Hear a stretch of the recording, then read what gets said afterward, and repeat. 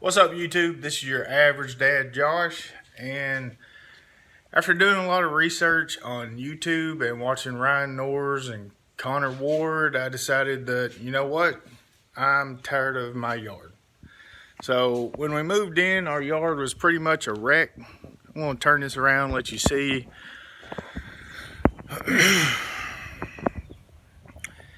But all that was here was just some crappy grass and a whole lot of weeds and dirt. So what we started off with was we did a little flower bed project. If you can see that, came around with some plastic edging, a lot of black mulch, and kind of ended it right there. So after that, started turning attention to the yard. And the yard, if you can see now, there's a lot of clover, a lot of sticker grass. I don't know what sticker grass is, but it had a lot of stickers in it. And so with our granddaughter, she didn't like it. We didn't like it. And so we decided to change a lot of stuff out. So after watching all the videos, I decided that what I was doing maybe wasn't the best thing in the world. I hadn't really ever put down fertilizer, hadn't really put down anything. So what I've been using was this beautiful John Deere LA 115. And if you can see, it's got a couple of custom accessories on it. Anyways, it does the job. And it keeps assholes out of my yard. So, anyways, it does a great job as far as mowing. But what I was noticing from watching everybody else and then looking at my yard was that it was leaving the little divots from the tires. And so all of a sudden I started getting low spots in my yard. And nobody likes a low spot, I guess. So what I decided to go with was, I said, well, I'll just start using my push mower. Push mower I had was a Honda, great machine, had a bagger on the back. And so all of a sudden I could like pick up my clippings, but the lawn is so new that I really didn't want to pick up my clippings. So anyways, I started mowing with it and I left it over there beside my house and some worthless crackhead bitch stole it. So what do you do now? Do you go back to the John Deere? Do you buy a new one for way too much money, or what do you do? So I started doing a little research and I decided that my best option would be that I wanted to take my lawn down short. And I know the only way to do this, pardon the airplane, is to get a real mower. So my choice was, I started searching around, and the best one I found that I liked the most would be my Earthwise 16-inch. Now, I know what you're saying, 16 inches, you probably need a little wider cut than that. And yes and no. But for something to get started off with for not a lot of money is pretty much a really good deal. So what I did about a month ago was I bought this mower and I decided I was going to start gradually taking my yard down from 3 inches with a riding mower down to 1 inch. So I'll kind of show you the results here. Like I said, it's been about a month. I've tried several times to plant grass, to do whatever the hell I could do, but I really couldn't get anything to take off. Like I said, the yard is just starting to grow. It was dirt. So overall, I mean, I am getting a yard.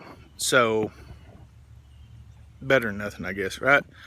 But let me show you this. So the yard, the grass is all beautiful. You see how it's just square cut off? The real mower is doing an awesome job. In fact, there's Maggie. She seems to think the real mower is doing a good job. Maggie, what do you think, girl? Huh? Maggie, what do you think? But I still have a lot of clover, a lot of weeds, a lot of bullcorn like that. And every now and then, you'll move a weed and find a piece of grass that didn't get cut. Anyways, like I said, if you clicked here on this channel or on this video, it was probably an accident. But glad to have you. So, like I said, we're going to be taking a journey over the fall to see how we can transform my yard as just the average everyday guy. Don't have a lot of knowledge about yards and nutrition and this or that, but what I do know is kind of from doing a lot of research on the internet, and just kind of I'm going to try. So like I said, we planted the flower beds, and then a couple weeks ago, if you can see all that, my wife decided she wanted caladiums and mums. We live here in Longview, Texas, and it's almost October. There's Maggie again. Apparently she likes the mums and the sprinkler. But so our weather is always super hot here, and all the channels I watch are usually from up north, and they have beautiful bluegrass lawns and perennial ryegrass, and you know, the stuff that we would like to have down here, we just can't grow. So what we're going to do is, here in the next couple of weeks, we're going to try to transform all this dirt and mud and everything that won't grow under this beautiful oak tree and plant some ryegrass. So will ryegrass grow here in Texas? Of course. It's a beautiful, green, luscious, cool water grass. The problem we have down here is that, as opposed to some of your northern states, ryegrass doesn't really have a long season, because our cool water grasses will burn up by March. So what we're left with is, if you want a green yard in the winter, yeah, ryegrass will do it. We're going to keep mowing the ryegrass at 1 inch. We're going to continue the watering. Eventually we're going to have to update a little bit of the watering. You can see that. You can probably see my neighbor's yard. He has a nice yard. But what he doesn't have is any kind of consistency with a real mower, or any kind of mower that will keep it level, keep you from scalping, and just overall a beautiful yard. So that's what I'm trying for. And I would like a green, flat, short yard that overall everybody will be jealous of. So I know the ryegrass will grow, and then in the spring we'll come back with a Bermuda, a centipede, St. Augustine. Probably not gonna get the Zoya because that shit's expensive. But the other problem I have is on the other side of my driveway, we have a beautiful bush line with red dirt. And if anybody's familiar with Texas, our red dirt is a clay mix. It's a clay sand, and it doesn't grow shit.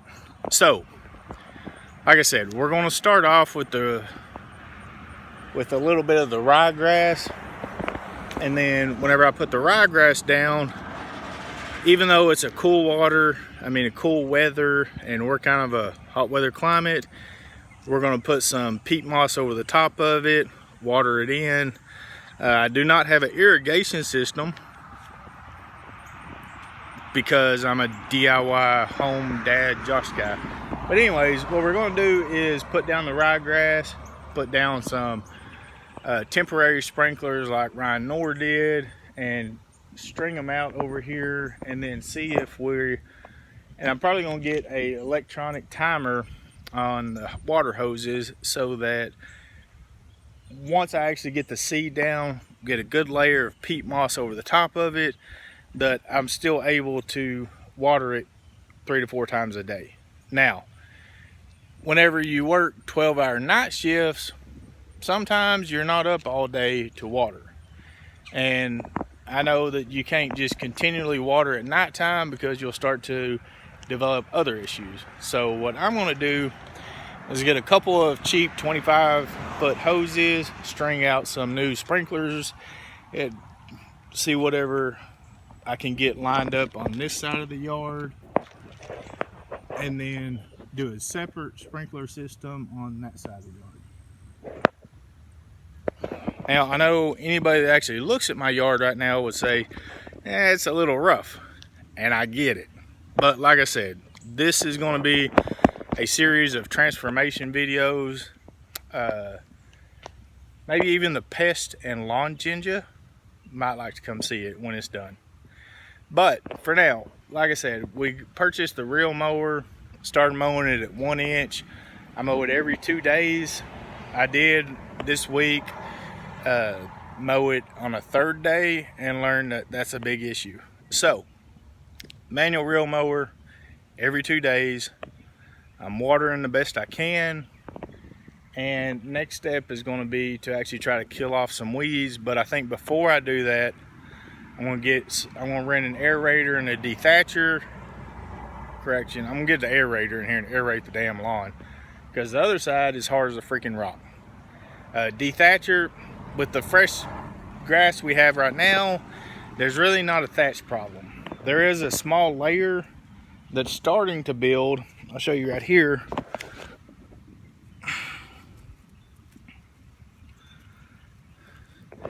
And that's basically just the weeds that died this year. So I don't have a thatch problem. What I do have is a shitty soil problem and need some grass to take roots problem. So, like I said, this is going to be a little video series. Thanks for checking it out. If you like it, please hit the subscribe button. It really helped me. And I'm doing all this to try to document how I can go from a East Texas burnt, no lawn, sorry ass grass with weeds, and turn it into a beautiful lawn. Thank you for watching, and see you next time.